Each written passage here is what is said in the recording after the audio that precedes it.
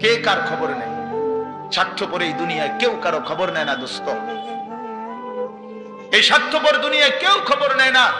তুমি যেদিন মরে যাবা, আমি যেদিন মরে যাব, সেদিনও পৃথিবীতে সূর্য উঠবে, চাঁদ উঠবে, এই গাড়ি চলবে, সিএনজি চলবে, অটো চলবে, দোকানপাট খুলবে, ব্যস্ত মানুষ সব বাজার ব্যবসা ঠিকই চলবে, সব দৌড়াচ্ছে, শুধু আমি নিস্তব্ধ, শুধু আমি থেমে গেলাম।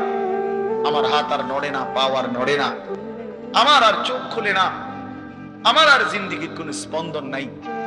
এরই নাম দুনিয়া, এরই নাম দুনিয়া। বিকাল বেলা যারা জানাজা পড়ছে, এই স্ত্রী ছেলে কাঁদছে সারাদিন বাপের জন্য, স্বামীর জন্য, এই মানুষগুলোই রাত্র 9টায় আবার পাশের বাড়ির থেকে রান্না করে আনছে, এরাই পেট ভরে ভাত খাইতেছে।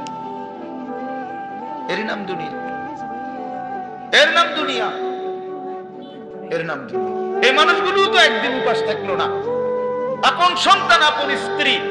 তাহলে ধোকার এই দুনিয়া কার জন্য সাজাইলাম? কার জন্য বলেন, বলেন? যার জন্য ইয়ালামুনা যাহিরাম মিনাল হায়াতিদ দুনিয়া ওয়া হুম আনিল আখিরাতি হুম গাফিলুন।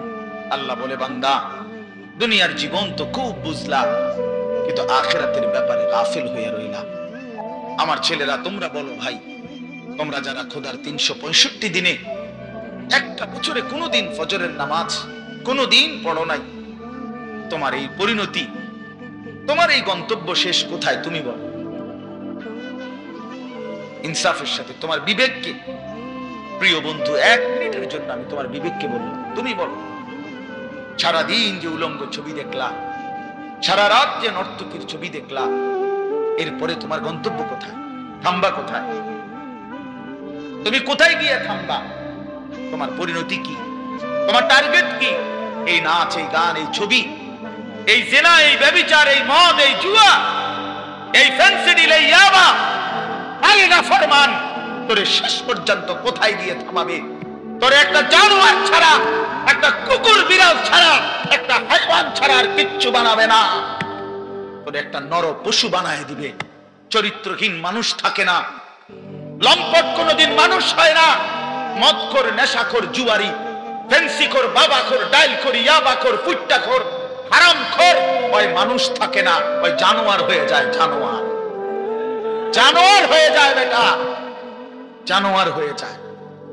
যে কপাল সেজদা দেয় না, সে কপাল, যে মানুষ মানুষ হয়ে সেজদা দেয় না, আল্লাহর কসম, আল্লাহ তাআলা কোরআনে বলছে, ইবলিস তুই সেজদা দিলি না, আজকের থেকে তুই শয়তান।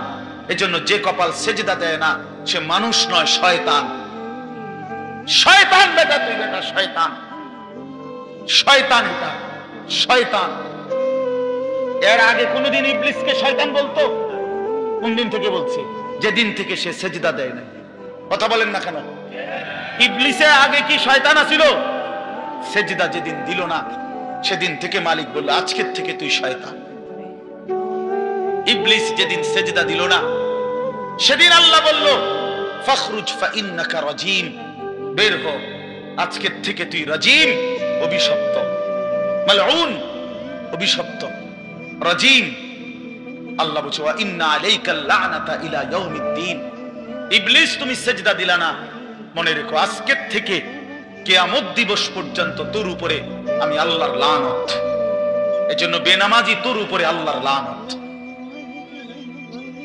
তোর উপরে আল্লাহর লানত, তোর উপরে খোদার গজব। আল্লাহর লানত যার উপরে, সে সুখ পায় না। ওই মালিকের সাথে গাদ্দারি করে সুখ মিলে না। খবর নিয়ে দেখো, তুমি না জানলে আমি জানি। জিন্দেগির আজ 21 বছরের এই ওয়াজের জীবনে কত শত মানুষ জীবনের কত দুঃখ বেদনা আমরা তো শুনি না। আমরা কাছে দোয়া চায় না। কোন হারামখোর, কোন সুদখোর, কোন ঘুষখোর, কোন বেপর্দা নারী, কোন বেহায়া নারী, কোন মদখোর, জুয়ারি, কোন নারীর সাথে অবৈধ সম্পর্ক স্থাপনকারী পুরুষ কিংবা নারী, আল্লাহর কসম, সুখে নাই। সুখ মিলে না, সুখ মিলে না। নোনা জলে তৃপ্তি হয় না। যে পানি লবণাক্ত, ওই পানি তৃষ্ণা মিটায় না। অতএব গুনাহ তৃষ্ণা মিটায় না। গুনাহ কাউকে তৃপ্তি দিতে পারে না, আল্লাহর নাফরমানি কাউকে সুখ দিতে পারে না বন্ধু।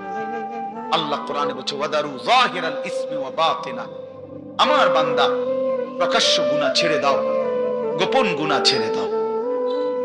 আল্লাহ বলছে ওয়ালা তাকরাবুল ফাওয়াহিশা মা যাহারা মিনহা ওয়া মা বাতান, আল্লাহ বলছে বান্দা প্রকাশ্যে কিংবা গোপনে কোন অশ্লীলতা, বেহায়াপনা, অসভ্যতার কাছেও যেও না।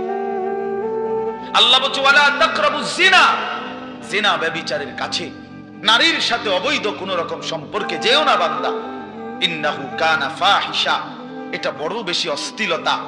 ওয়াসাআ সাবিলা, এটা বড় মন্দ পথ। হায় যুবক, ভুল করে না, ওই নারীর ফাঁদে একদিন তোমার সে জাহান্নামে পৌঁছায় দিবে, একদিন তোমার কবরে পৌঁছায় দিবে। সে তোমার সুখ দিবে না। চরিত্রহীন নারী সুখী হয় না। যার নিজের সুখ নাই তে তোমার কি সুখ দিবে? সুখ দিবে কিভাবে? সিনেমার নর্তকী সুখ দিবে কিভাবে? সে নিজে তো সুখে নেই, সে তো সুখে নেই। এই জন্য এটা জরুরি। বাবাদেরকেও বলি, হায়াতের ৬০ বছরেও যারা গুনাহ ছাড়তে পারেন নাই, মনে রাখেন বাপ, এই কবর দেখা যায়, কবর দেখা যায়। চলেন এবার তরজমাটা শুনেন, তাইলেই আমার কথা শেষ। একটু দেখেন কোরআনুল কারীমের ৩০ নম্বর পারা ১০২ নম্বর সূরা, সূরাটার নাম আত-তাকাসুর। ছোট্ট একটা সূরা, ৮টা আয়াত আমি তেলাওয়াত করছি। এই ছোট্ট সূরাটার তরজমা বলেই আমি আমার কথা শেষ করে ফেলবো ইনশাআল্লাহ। আল্লাহ তাআলা আমাদেরকে তৌফিক দান করুন।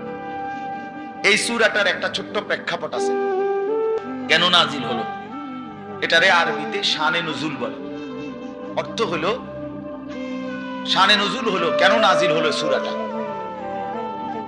রাসূলুল্লাহ সাল্লাল্লাহু আলাইহি ওয়াসাল্লামের জামানায় মক্কায় কুরাইশ বংশের লোকেরা, নবীজির বংশের নাম হলো কুরাইশ বংশ নাকি, বংশের মধ্যে আবার ছোট ছোট গোত্র ছিল। এই ছোট গোত্র, মনে করেন আমার দাদা তো প্রথম, ধরে নিলাম আমগোই বাড়ি মনে করেন, আমার দাদা ছিল প্রথম, দাদা বাড়িটা বাঁধছে, কথার কথা। তো এখন আমার দাদার ৪ ফুট, মানে আমার বাপ চাচারা ৪ জন। তো আগে তো দাদার সাথে বাপ চাচারা ৪ জন একসাথেই ছিল।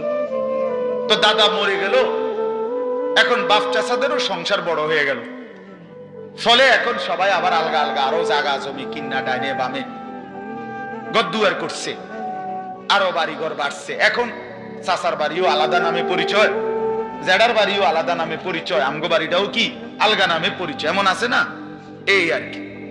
তো প্রথমত তো বড় বংশটা পুরাটার নাম হলো কুরাইশ, কিন্তু এরপরে আবার এর অধীনে ধীরে ধীরে ছোট ছোট আরো গোত্র ছিল, আরো বংশ ছিল।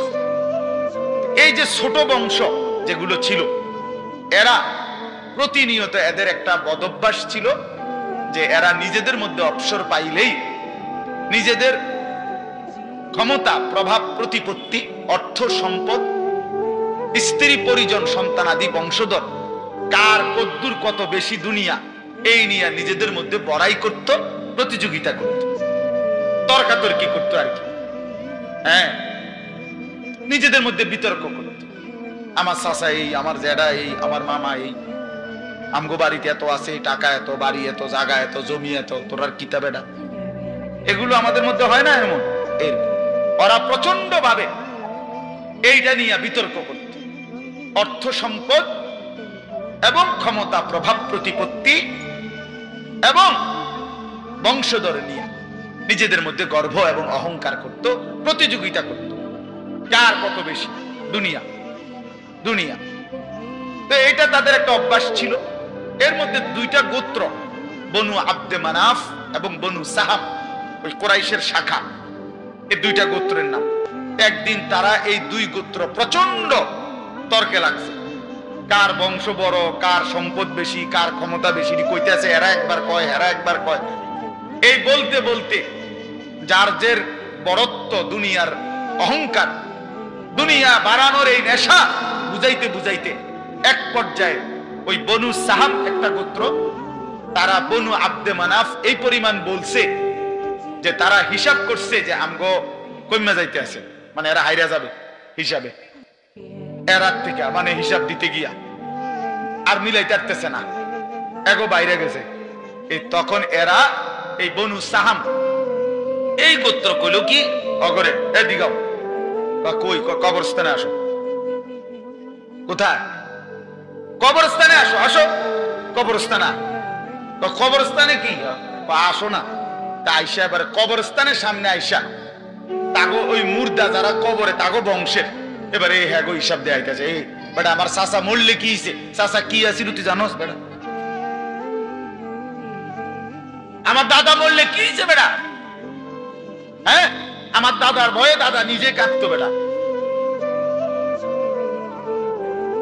তার মানে এবার অহংকার করতে করতে দুনিয়ার বড়াই বুঝাইতে বুঝাইতে জীবিত দিয়ে আর হিসাব না মিলাইতে পাইরা কই গিয়া পড়ছে?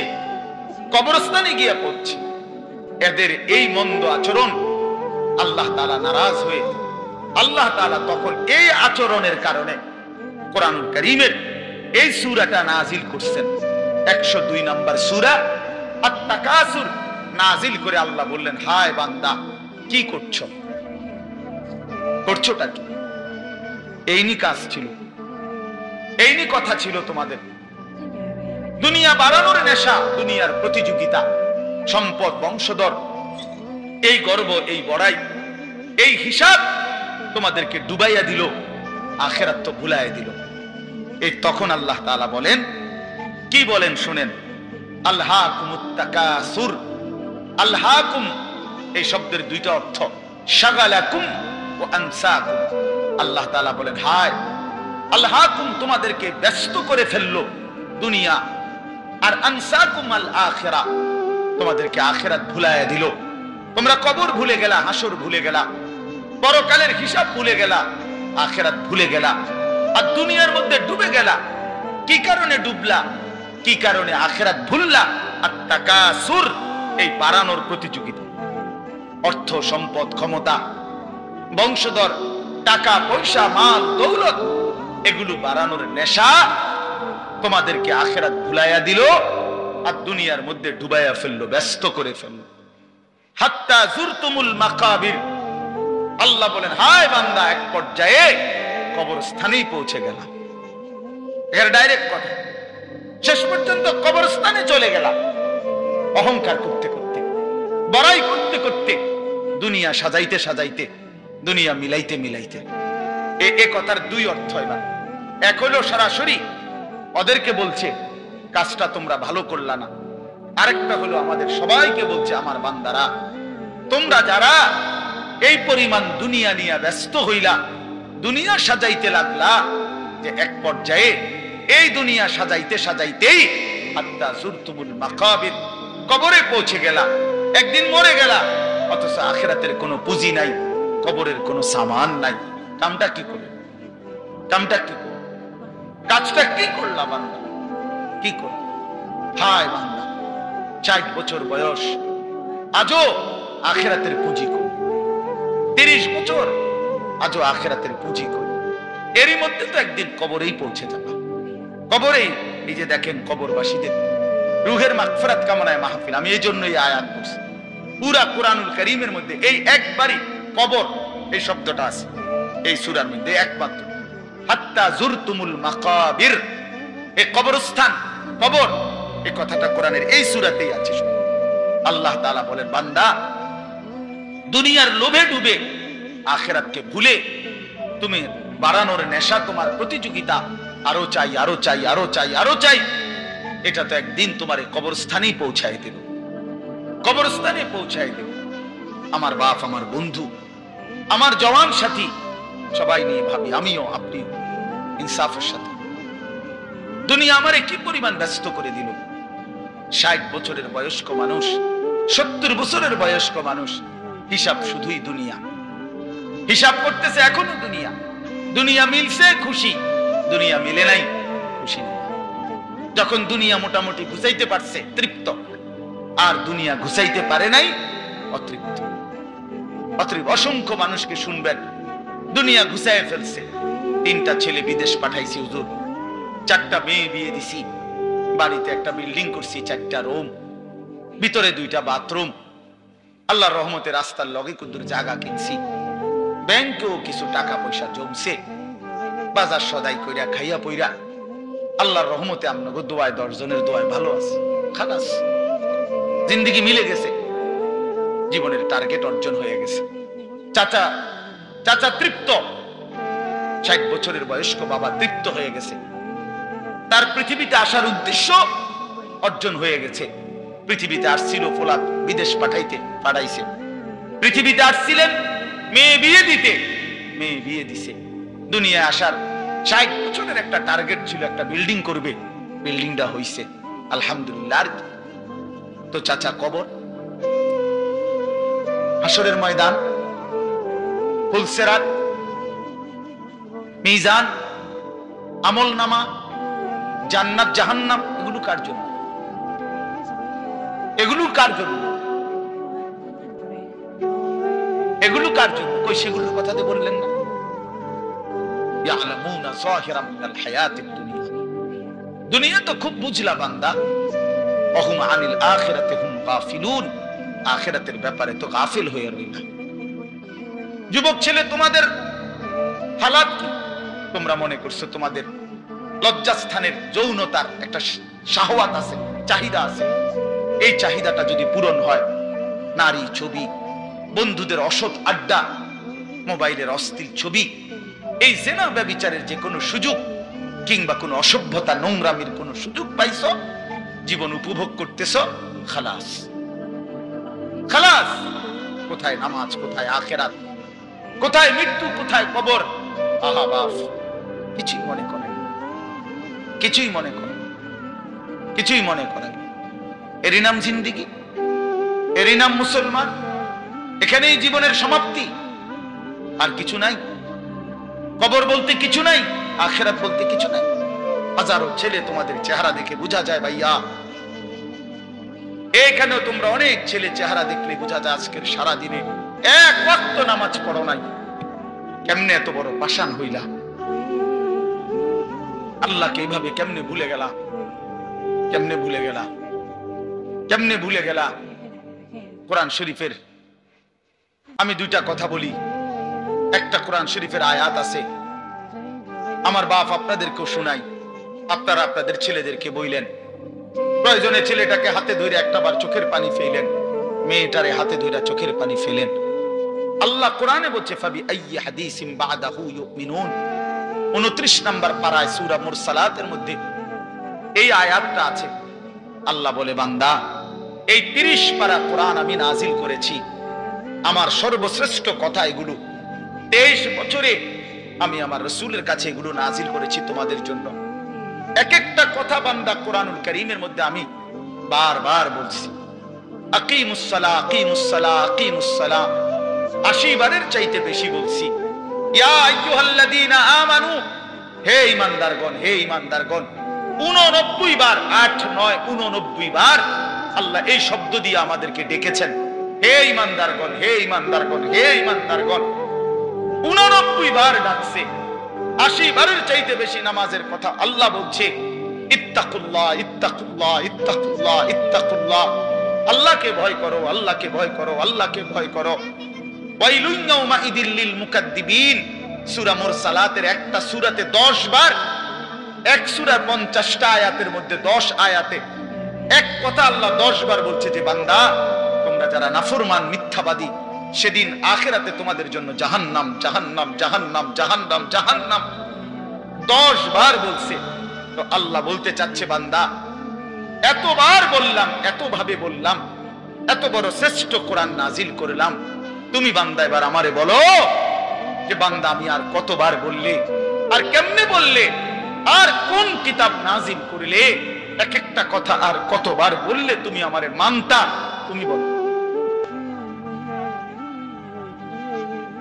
বলো মুসলমানের সন্তান, আর কতবার বললে তুমি নামাজ পড়তে?